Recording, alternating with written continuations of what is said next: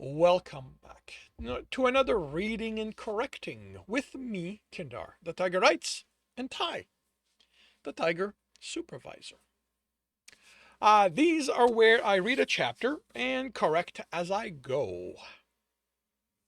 If you want to listen to them live, it's every Tuesday morning, 8 a.m. Eastern Time on Twitch. And today, we are doing chapter 39 of Shattered Salvation. Control. Tristan was in control, he repeated to himself as his claws kept extending and retracting. There was a job to do, a ship to take, a virus to destroy. He marched along the corridor, remembering Alex against the wall, their bodies so close, the scent of their desire mingling, wanting him, wanting to have him. No, that wasn't what he wanted. He was in control. He was the one in control. A mercenary stepped out of a doorway and had his gun out. With a roar, Tristan was running. He felt the shots hit him, a Kendrick Imperial, but the pain was distant behind his anger. He dug his claws into the man's neck. Imagine it was Alex. He lifted him off his feet and smashed his head against the wall and again and again. Die, Alex. Get out of my life. When the man's head was caved in, he dropped him in horror at what he'd done. Alex? Motion in the corner of his eyes. He spun, saw Alex. Relief flooded him. When he looked at the crumpled man, he was one of his quarry's mercenary again, unimportant, meaningless, and, thankfully, not Alex. With a snarl, he bared his teeth at Alex. He was going to kill him this time, hurt him, punish him for taking his control away. Alex kept his distance, fear and worry on his face. Good. He should be afraid. It was only a question of time before he died at Tristan's hand.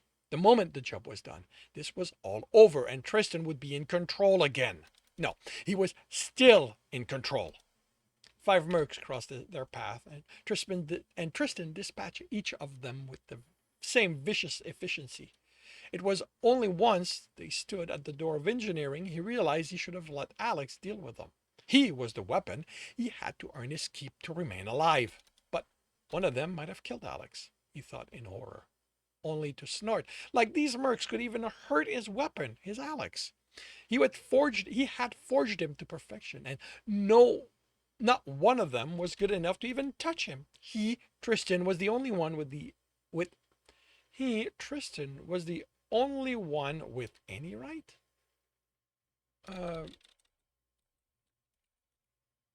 Was the only one with the right to destroy what he'd made.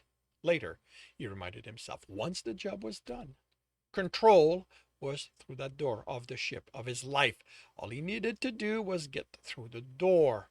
The lock was Dovinal, a newer version than what was usual on cruise ship, but too old to be a recent upgrade. Minutes, if that. Even without tools, it wouldn't take him long to render it useless. Open the door, kill everyone there, take control of himself, get rid of the virus, and go home to his workshop, never to leave again. He reached for the lock, stopped. His quarry knew he was coming. He would have every mercs he could in there with him. They would be ready for a fight. He didn't care. He could take them all. He dug his claws into the side of the panel, stopped again. What would happen to Alex in such a fight? He had to think. He had to get his emotions under control, get himself under control. Think! Engineering had 2 accesses. It was possible for the other group would reach it from the other. Engineering had 2 accesses. It was possible the other group would reach it. Oh, I see. The other. The other group would reach.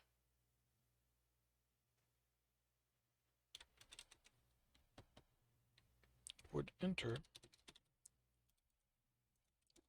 from the other one, trapping his quarry between them.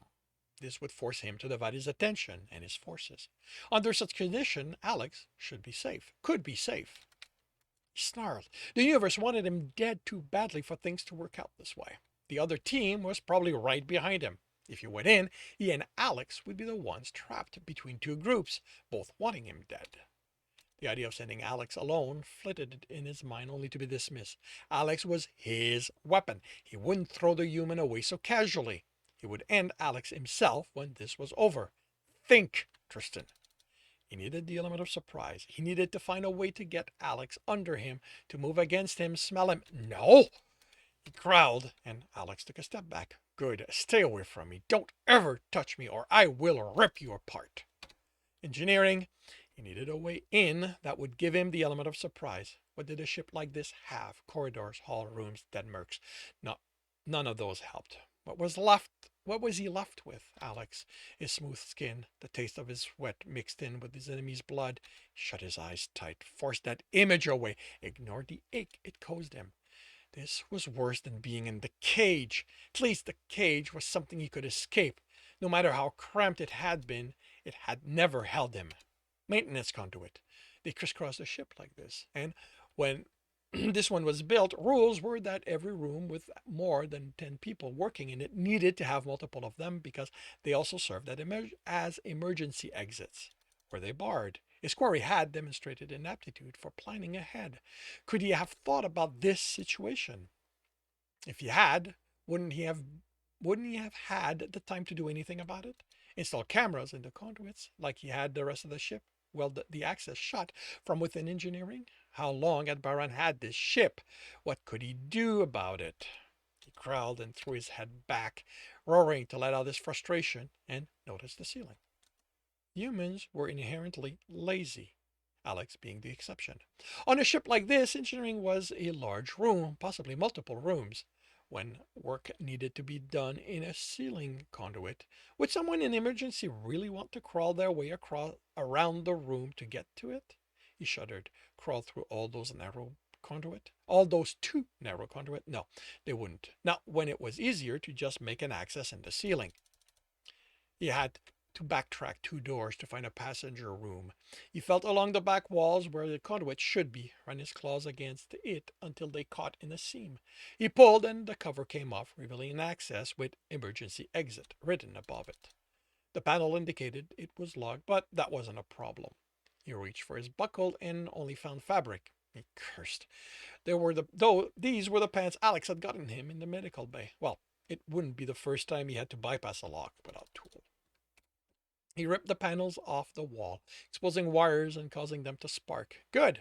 This quarry hadn't thought to cut the power to them. He wasn't quite as good at planning as he wanted Tristan to think. His burnt finger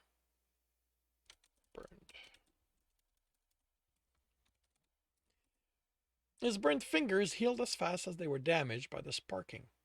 Even the burned fur regrew, leaving no indication he'd been hurt. No indication he'd been hurt. A reminder he was slowly dying. It took all his control not to rip every wire out in anger.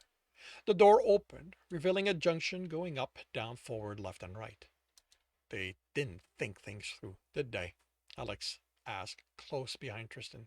Someone gets in there, panicked by whatever emergency is happening, stepped into that, and drops to their death. Alex? Tristan growled, stiff. Away. Touch me, kiss me, make me feel. Focus!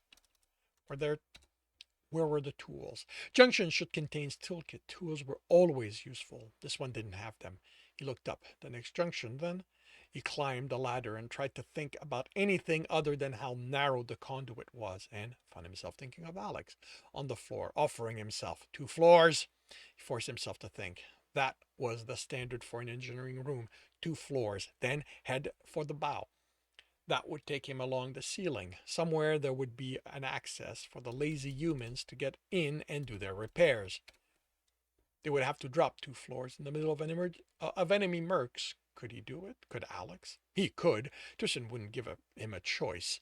Then they would secure his quarry, vent his anger on the mercs, and when that was over, finally deal with Alex. And this concludes chapter 39 of Shattered Salvation. If you are enjoying this, please leave a like. If you want to know when the next chapter is going to be up, subscribe and hit the bell. If you want to read the book as well as the others in the series, they are available at all major e-retailer. If you prefer supporting me directly, that's on my Patreon, where you can also get access to just about everything I've written.